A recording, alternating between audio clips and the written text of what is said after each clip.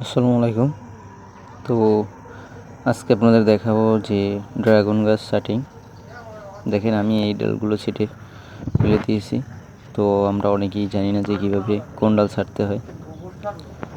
আর আপনি যদি এই ডালগুলো না ছেটে দেন তাহলে আগামীতে এই ডালে ফল আসবে না।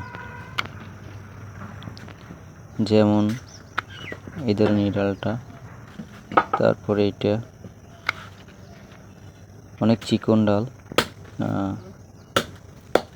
ওগুলো আমার আগেই সেটা দেওয়া উচিত ছিল, ছাড়তে পারিনি। একবার ব্রাঞ্চ হয়েছে, ওই ফ্লাশ করছে, ওখান থেকে আবার ফ্লাশ করছে। এসব ডালে কখনোই ফল আসবে না। তারপরে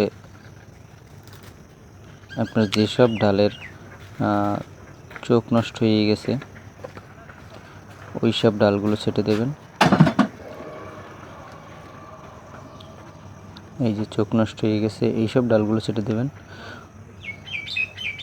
ওইসব ডালে কিন্তু ফল আসবে না। আর গাছকে আপনি যতটা পাতলা রাখবেন দ্রুত আউটপুট তত পাবেন। দেখেন এক একটা ডালা আমার কত বড় হয়ে গেছে। আসলে সময়ের অভাবে এই গাছগুলো আমার ছাঁটা হয় নাই। জুন জুলাই এইসব নতুন কুশি আসছিল গাছে, তখন আমার ওই গাছগুলো ছেটে দেওয়া উচিত ছিল।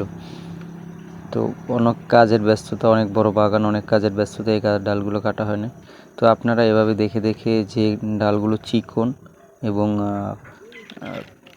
মনে হয় যে ডালগুলা চোখ নষ্ট হয়ে গেছে, ওই ডালগুলো কিন্তু ফল আসবে না। তো এর ভিতরে যে মোটা ডাল আছে একবার সতেজ, ওই ডালগুলো কিন্তু আপনি আগামীতে শুরু থেকেই ফল পাবেন। আপনারা আবার ভুল করে ওই ডালগুলো কখনো কাটবেন না।